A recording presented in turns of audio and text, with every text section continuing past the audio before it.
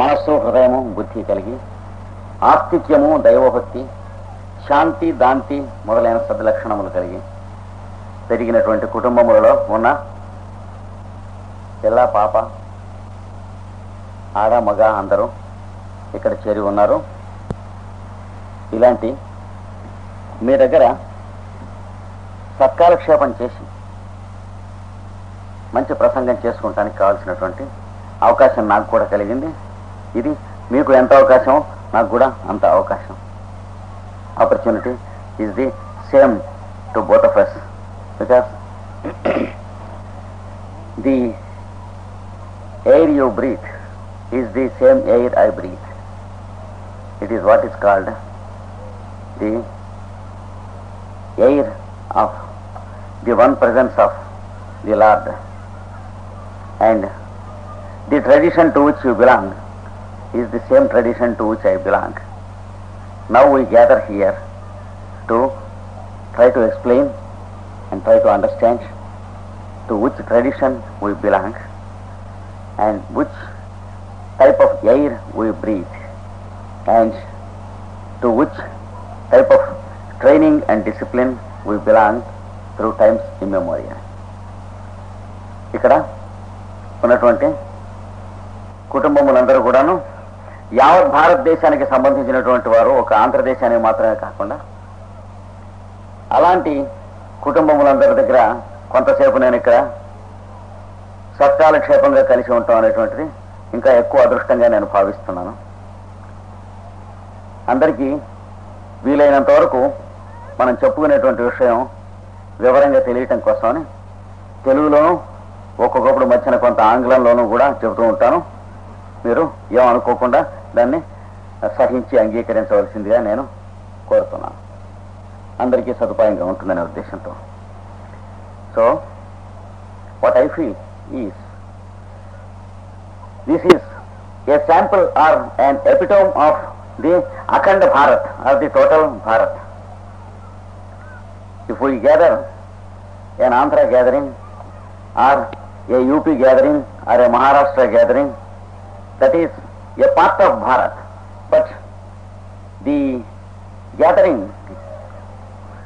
we find here is a sample or a specimen of the total Bharat, Akhanda Bharat, from which there are many forces since 100 years that are trying to segregate, separate. But still Bharat stands as one till today because there is a great force that is working as an undercurrent called Bharat. మొట్టమొదటిగా మన భారతదేశంలో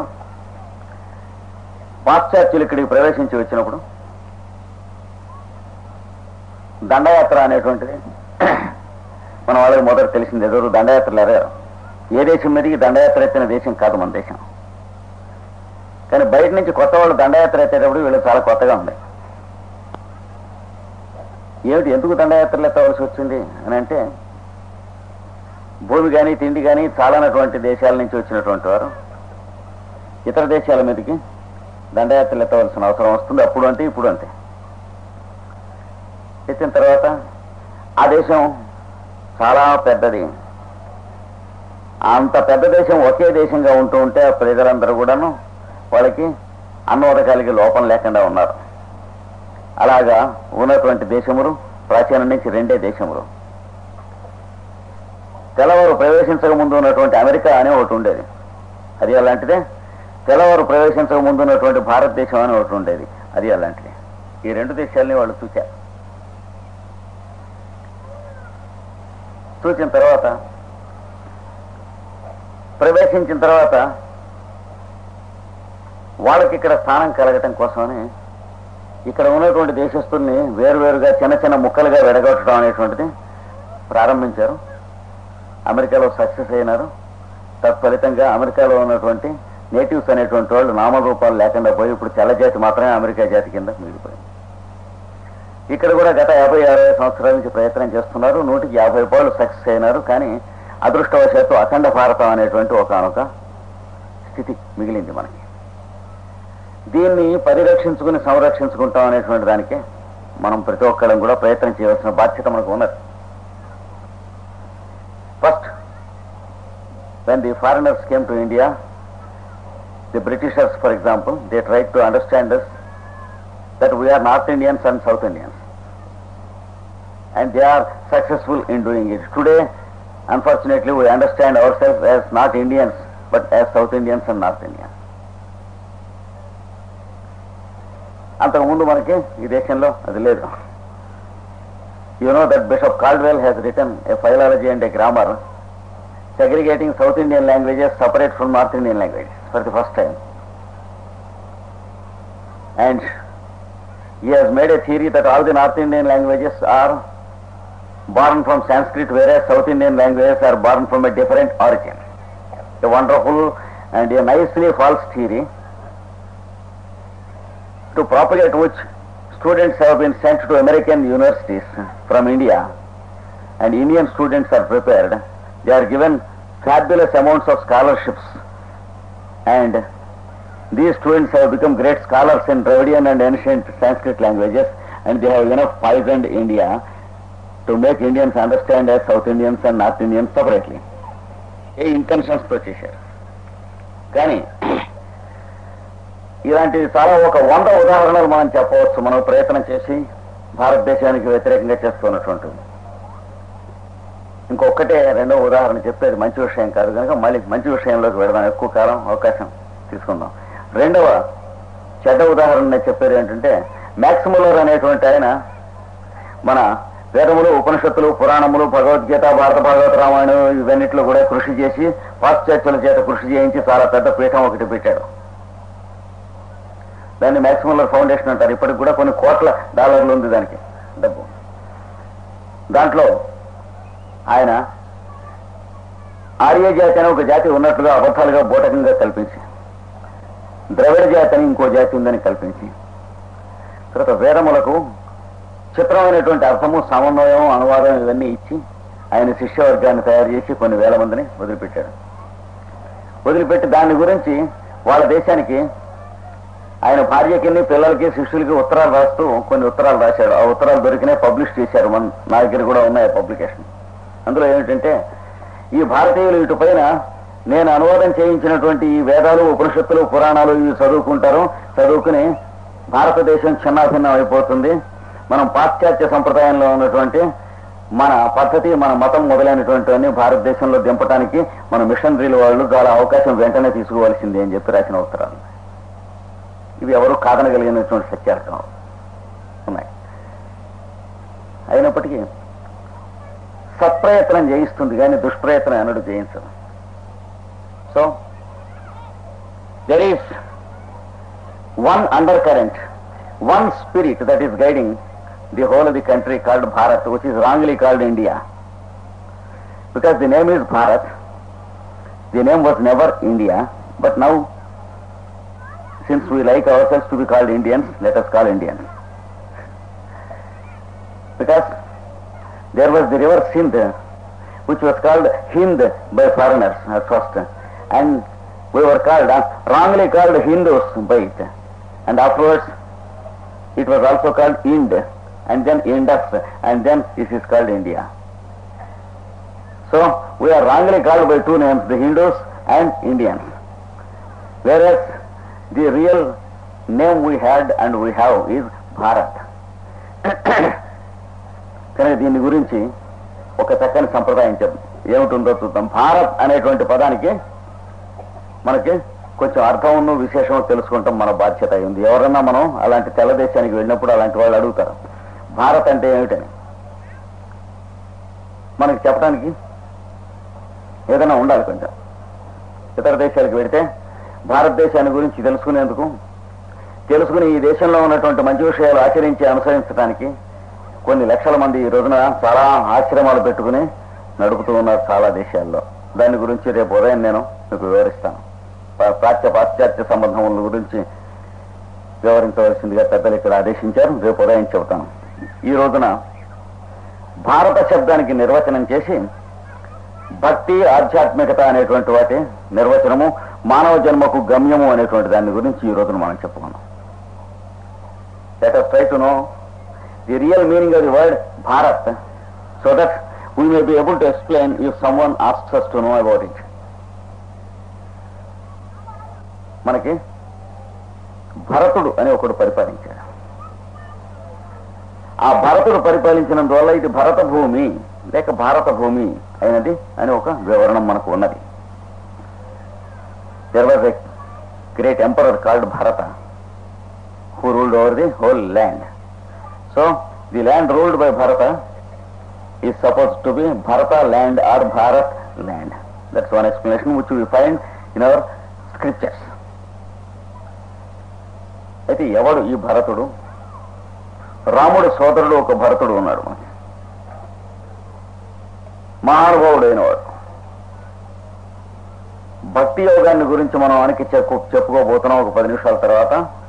భక్తాగ్రేసరులలో ఒకడైన వాడు, భక్తి యోగాన్ని స్థాపించి మానవ జాతికి ఇచ్చి తరింపజేసినటువంటి ముఖ్యులలో ఒకడు ఈ భరతుడు అనేటువంటి వాడు. అన్న తమ్ముడు దెబ్బలాడుకున్నట్ట, రాముడు భరతుడు. అన్నదమ్ములు ఈ యుగంలో కూడా దెబ్బలాడుకుంటున్నారు, కానీ అప్పుడు దెబ్బలాడుకున్న పద్ధతి వేరు. ఈ రాజ్యం నీది అంటే ఈ రాజ్యం నీది అని వాళ్ళిద్దరూ దెబ్బలాడుకున్నారు.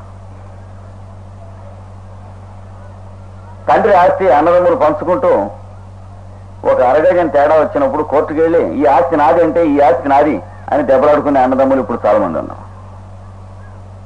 అందుకని రాముడికి భరతుడికి ఉన్నటువంటి సంబంధం వాళ్ళు కొన్ని లక్షల సంవత్సరాల కిందట జీవించినప్పటికీ ఇప్పటికి కూడా మనకి చెప్పుకోవటానికి అవకాశంగా, చదువుకుంటే తరించడానికి అవకాశంగా ఉన్నది. అంటే మానవ జన్మకి ధన్యత్వం, చరితార్థత అనేటువంటిది ఏమిటి? What is the aim or accomplishment of human living? If two brothers quarrel that this is your land, no, this is your land, that is what is called Rama and Bharata. Rama wanted that Bharata should rule because their father wanted it. Bharata wanted that Rama should rule because Rama was the ideal king and incarnation of the Lord. So there was a dispute and a quarrel between the two brothers. That Bharata wanted that the elder brother Rama should rule. He said the land belonged to Rama. Rama said the land belonged to Bharata. So brothers quarreled like that. But now we see brothers quarreling for land in the court for themselves. So from this stage, once again we have to reach that stage. Instead of fighting for rights, we should understand and know how to fight for our duties. So once again we are expected to know ourselves and try to know how to live as human beings. If we try to establish our rights, then it is disturbance, fight, war and destruction. If we try to establish our duties and find out our duties, what are we to do for others, in what way our services are useful to others, then we are accomplished, and that's the goal of human life. That is what the scriptures say. కనుక ఆ రామలక్ష్మణ భరత శత్రుఘ్నులలో ఉన్నటువంటి భరతుడు ఈ రాజ్యాన్ని రాముడు అరణ్యవాసంలో ఉన్నంతకాలం పరిపాలించినప్పుడు చాలా ఆదర్శంగా పరిపాలించాడు. కానీ ఆ భరతుడు కాదు భారత భూమి అని పేరు రావటానికి కారణం ఉన్నటువంటి అంతది. ముందు ఒక భరతుడు ఉన్నాడు. శకుంతల దుష్యంతుల కుమారుడు భరతుడు ఒకడు ఉన్నాడు. అతడు భరతుడు అశేష భూభువన భావర ధురంధరుడై పరిపాలించాడు. మన భారతంలో ఉంది. The son of Dushyanta and Shakuntala was Bharata. That is another Bharata who ruled the whole India and who was an emperor far and wide. Some people think that it was in his name that this land is called Bharat. ఆ శకుంతల దుష్యంతుల పుత్రుడైనటువంటి భరతుడు పరిపాలించినటువంటి కారణం చేత, ఆయన పరిపాలించిన ఉత్తమమైనటువంటి మార్గం వలన ఈ భూమి పవిత్రమైన భరత భూమి అయినది అని చెప్పి కొందరి అభిప్రాయం. కానీ మనకు పురాణ ఇతిహాసములు గ్రంథములు చూసినట్లయితే ఇంకా అంతకు ముందు ఒక భరతుడు ఉన్నాడు, వీళ్ళందరికంటే చాలా ముందు. ఆయన భరతుడు ఒక రాజ్యాన్ని మొత్తాన్ని పరిపాలించిన తర్వాత వైరాగ్యం చెంది తపోవనానికి వెళ్ళి తపస్సు చేసి మహా జ్ఞాని అయి ఆ జ్ఞానాన్ని లోకానికి వెదజల్లినటువంటి వాడు ఆయన భరతుడు అనేటువంటి వాడు. ఆయన మొట్టమొదటిగా మానవ జాతి ఈ భూగోళం మీద ఉన్నప్పుడు చెట్లని జంతువుల్ని కొట్టుకు తింటూ ఉన్నటువంటి రోజుల్లోంచి భూమిని సాగుబడి చేయటం, భూమి మీద విత్తనాలు వేసి దున్ని విత్తనాలు వేయటం, పంట పండించుకుంటాం, చెట్లలో వచ్చినటువంటి కాయలు పండ్లు వాటిని పెంచుకుంటాం, ధాన్యాలు మొదలైనటువంటి వాటిని పెంచుకుంటాం, వీటి ద్వారా మానవుడు జీవించటం, అంటే జంతువులకు సేవ చేయటం, వృక్షములకు సేవ చేయటం, మొక్కలకి సేవ చేయటం, వాటిలలో దేన్ని కూడా చంపకుండా వాటి దగ్గర నుంచి గింజలు కానీ పాలు కానీ పండ్లు కానీ తినటం,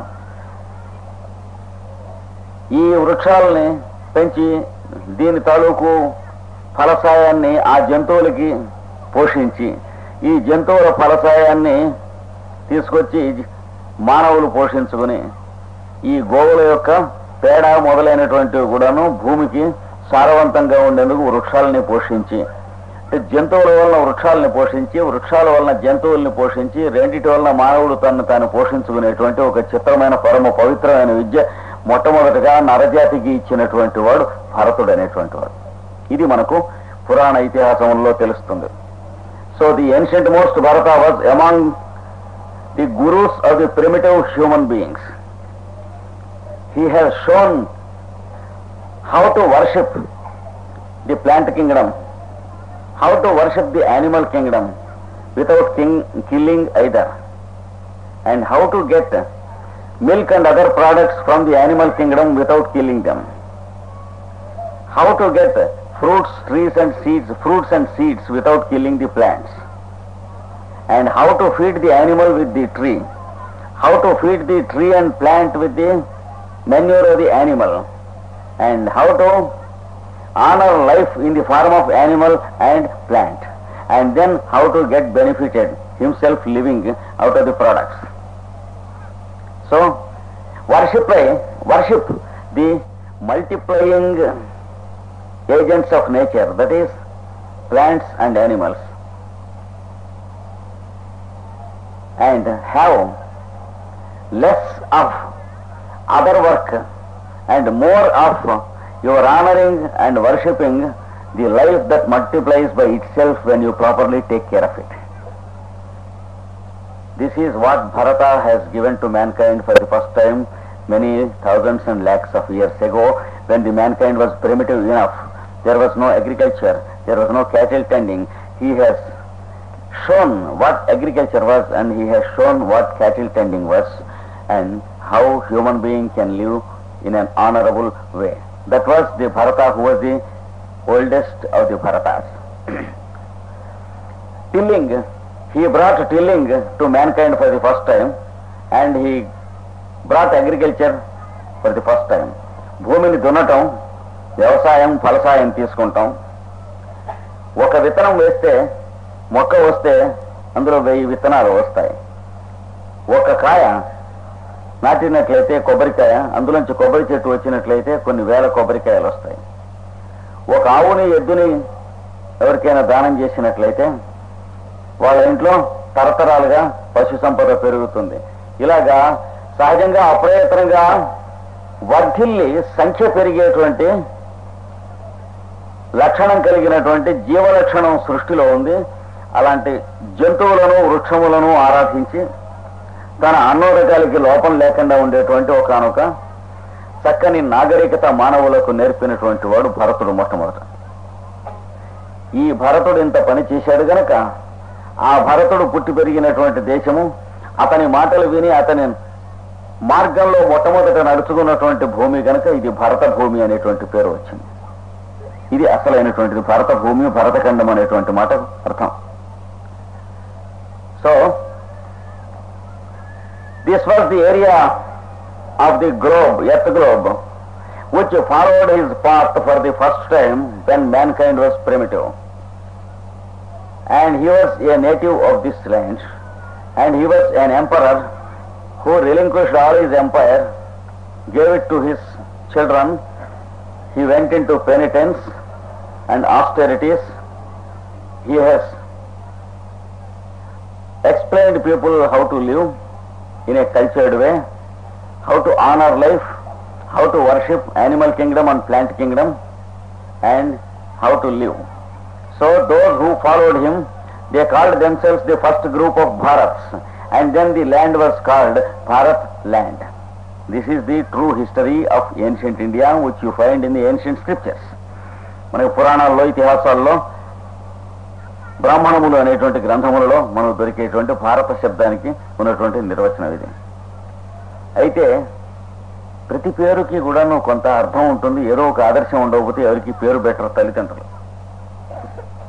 మనలో కూడా పిల్లలకి పేరు పెట్టామంటే మనం ఏదో ఒక ఆదర్శాన్ని మనసులో పెట్టుకుని పేరు పెడతాం, కానీ అర్థం లేకుండా పేరు ఏం పెట్టాం. కనుక ఈ భరతుడు అనే పేరుకు కూడా అంతకుముందు వాళ్ళకి ఏదో ఆదర్శం ఉండి ఉండకపోతే భరతుడు అనే పేరు ఊరికే స్పొరాడిక్ గా బెటర్ ఎవరును. దానికి ఒక సంప్రదాయం ఉన్నది, అది కూడా చెప్తాను. Why he was named Bharata? There was a tradition. Unless there is a tradition, no one names his children without any meaning in any century. ఎవరి fellow names his child son or daughter with some idea, some good thoughts. So he has a tradition behind him. Let it be any nation or any country. So what was the tradition of the name Bharata? అది కూడా చెప్పుకున్నాం. మనకి అనాది అయినటువంటి పరమ పవిత్రమైన వేద సంప్రదాయం ఉన్నది. ఈ వేద సంప్రదాయంలో ఒకనొక చక్కని సాధన ఇచ్చారు. ఆ సాధన ఏమిటంటే, అప్పటి నుంచి ఇప్పటి వరకు ఆ సాధన అలాగే ఉన్నది. దాని గురించి ఈ రోజున మనం ముఖ్యంగా చెప్పుకోవాల్సినటువంటి అవసరం, ఈవేళ ముఖ్యమైనటువంటి విషయం ఆ సాధనను గురించే. కనుక అది చెప్పుకుందాం. కొంచెం శ్రద్ధగా వినండి పిల్లలను. మానవుడు తాన్ని తాను గమనించుకుని తానెవడు, ఎక్కడి నుంచి వచ్చాడు, ఎలాగ జీవిస్తున్నాడు, ఈ జీవము ప్రాణము తనకి ఎలా పోయబడింది, ఎలా జీవించడం మొదలుపెట్టాడు, ఇలాంటి ప్రశ్నలు ప్రతివాడికి ఒక సమయంలో కలుగుతాయి. అది కలగటం అనేది వాడికి ఉన్నటువంటి సంస్కారము లేక పరిపాకము అనేటువంటి దాని మీద కలుగుతుంది. ఎలా అయితే కాయ పండు అయ్యేటప్పటికి పరిమళం వేస్తుందో, మొగ పుష్పం అయ్యేటప్పటికి చక్కని పరిమళం సుగంధం వేస్తుందో, అలాగా జీవుడికి ఒక రకమైనటువంటి స్థితి వచ్చేటప్పటికి పరిపాకం అంటారు. దాన్ని ఎవల్యూషన్, స్టేజ్ ఇన్ ఎవల్యూషన్ అంటారు. అది వచ్చేటప్పటికి ఈ ప్రశ్నలు పుడతాయి ప్రతి ఒక్కరికి కూడా.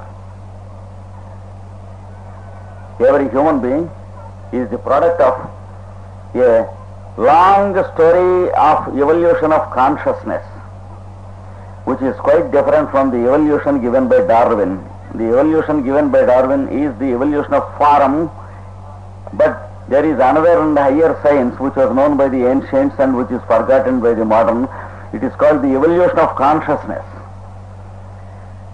The evolution of consciousness travels from the plane of mineral kingdom into the plane of plant kingdom consciousness, then into the animal kingdom consciousness, then finally into the human kingdom consciousness. Then it tries to become self-conscious and try to feel itself. Then the human being, after a certain amount of evolution in this human kingdom, after some thousands of births and rebirths as a human being, he comes to a stage when he begins to think, who am I, where from I have come, where to I travel, and how I am living. What is it that is making me live?